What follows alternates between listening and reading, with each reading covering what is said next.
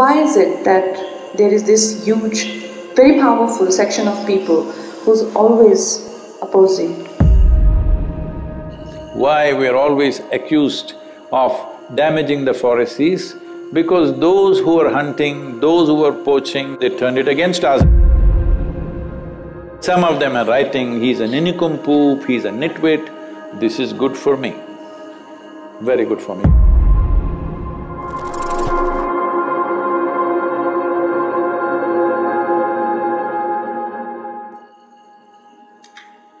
Namaskaram, Sadhguruji.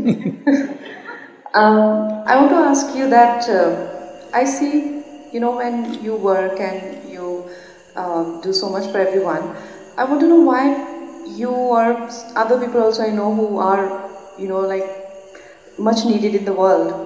Why do they get so much opposition? Why is this group of people and a significant, and I see whether it's you or, like I said, people who were always waited for and they think that they need, and a significant part of your energies goes to clarify or address those concerns or doubts, and that way what you intend to do, it suffers so much more, especially for people who have no doubt about what you are here for and what they can get from you. So why is it that there is this huge, very powerful section of people who's always opposing?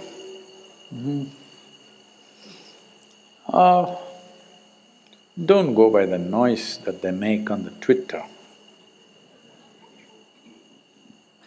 They're making so much noise on the Twitter means it's little birdie, because they have no footprint on the ground, they have no substance. All they have is full-time on social media platforms, particularly Twitter. Here we have left tweeting to the birds,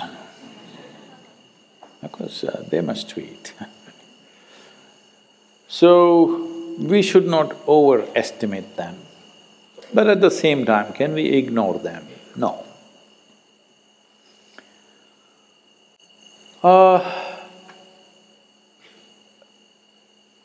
Well, you must know this. Gautama was poisoned 3 times.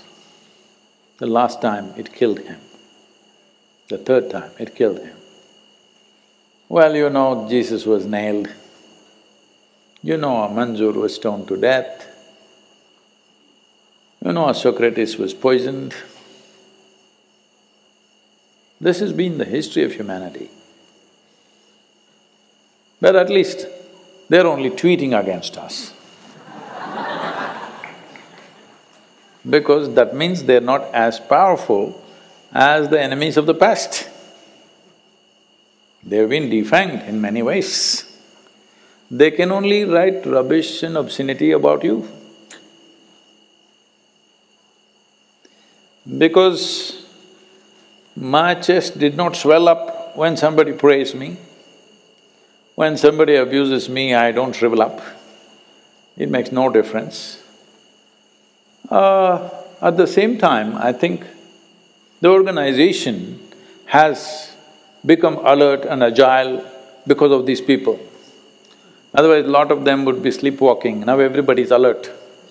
See how the virus has made everybody super alert and conscious of everything that they do. Just like that, this kind of virus also, this is also one kind of virus. They're only wanting to go viral.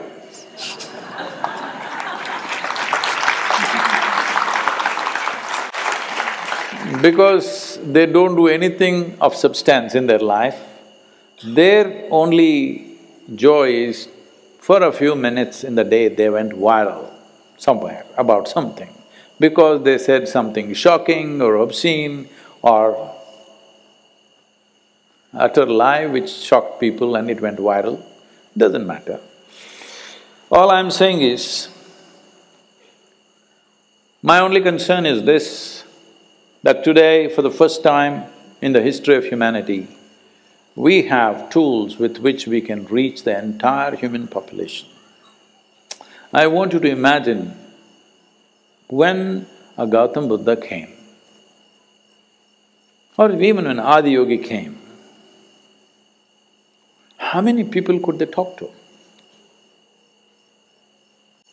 They walked from village to village, village to village, village to village, to talk to 5 people, 10 people. That's all. I'm telling you, I was at the Mahatma Gandhi's Sabarmati ashram. I was always so intrigued by this salt satyagraha, you know. What a brilliant idea. Just salt. Just going and picking up a fistful of salt changed the whole national movement in a certain direction, which led to various things which are now history.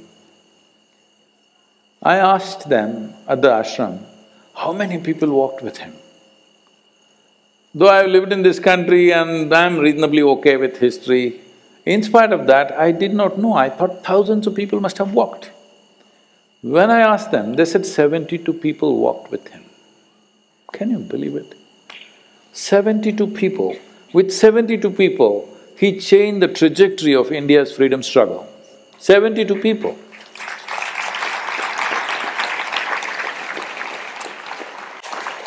We have millions of people. We can change the trajectory of how humanity lives.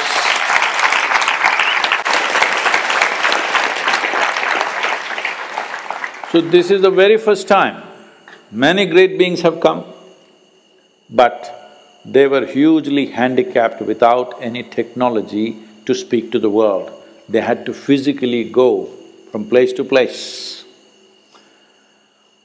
Who they may be big today in the human consciousness, that has happened over hundreds of years or thousands of years.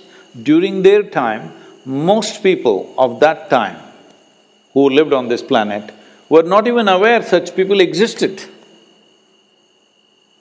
When Adi Yogi walked, do you think anybody knew such a great being?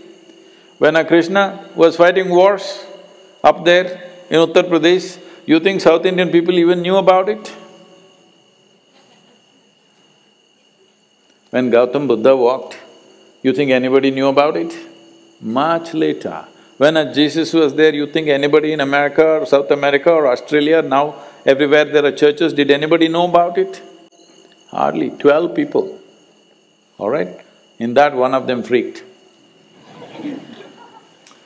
That way, we cannot complain, we're doing too well.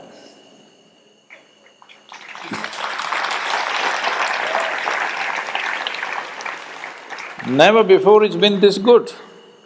Hello? Never before it's been this good. What are we complaining about a few? They have no employment, so they're self-employed in abuse. It's okay. But they're not just leaving it at abuse, they're trying to hit wherever it hurts most. Not me, they can't hurt me, they'll hurt the work at various places. But it's okay. I think if you keep the throttle on, these kind of things will fall off. We just need to keep the throttle on. If our commitment to create human well-being as we are committed, if we remain strong in our commitment, these things will not only fall off, they will be here also tomorrow. I'm telling you, in Tamil Nadu, in late 90s, certain sections of media who started campaigns against us. Our struggle started because we tried to stop a few things that were happening in the forests. Why we are always accused of damaging the forests is because those who are hunting, those who are poaching, those who are cutting sandalwood trees, we made efforts to stop them, so they turned it against us and said, these people are just cutting the forests. And even now it sticks. Maybe a small percentage of population still believes that we could have done it. They keep commenting here and there. They say, oh, he cut all the forests, now he is planting trees. Because we stopped them, Because they were having a free run, when we came and established ourselves here, we became a big sore point for them. We were the big trouble because this was the only road available for them to go into the jungle and do whatever they were doing. So, they're not able to eat venison, they're not able to eat buffalo meat, they're not able to hunt, they're not able to… wild war. They're missing all that. And of course, the sandalwood and those who were clearing trees and cultivating marijuana up there, all of them we stopped. Because of that, 25 years later, still it is going on, that we have destroyed thousands of acres of forest. Well, you ask any forest official who's working in the area, is forest doing better because of us or worse because of us?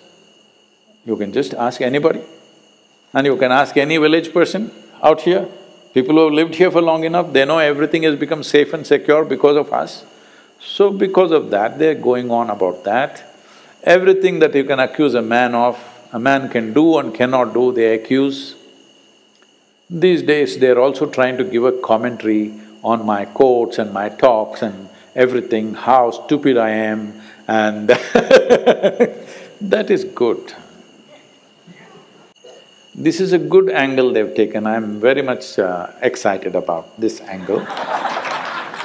Because some of them are writing, he's an nincompoop, he's a nitwit, this is good for me, very good for me. You don't understand how, because there is a certain thing to it. It's good. These accusations of forest and killing elephants, all this they have stopped because it's not flying. All government agencies have put out what is the information.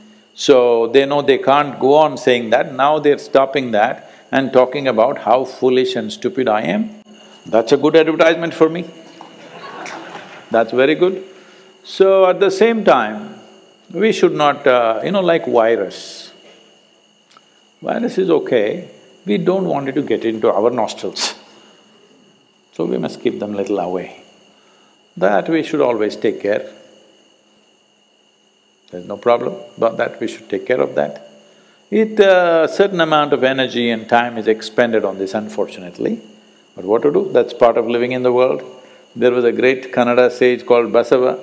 He said, ಬೆಟ್ಟದಲ್ಲೊಂದು ಮನೆ ಮಾಡಿ ಮೃಗಗಳಿಗಂಜಿದಂತೆ, ಸಂತೆಯಲ್ಲೊಂದು ಮನೆ ಮಾಡಿ ಶಬ್ದಗಂಜಿದಂತೆ, ಊರಲ್ಲೊಂದು ಮನೆ ಮಾಡಿ ಮಾತಿಗಂಜಿದಂತೆ.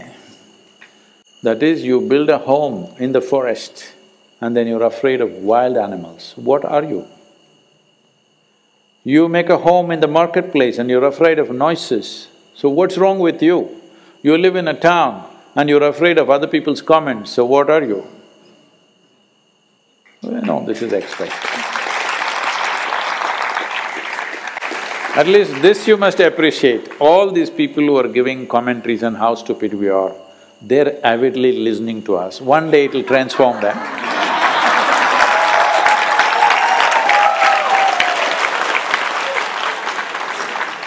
So they're listening, this is nice. They're reading every quote of mine and they're trying to find what's wrong with my quote. Every talk they want to give commentary. I have confidence that one day it will transform them for sure. If it could transform you,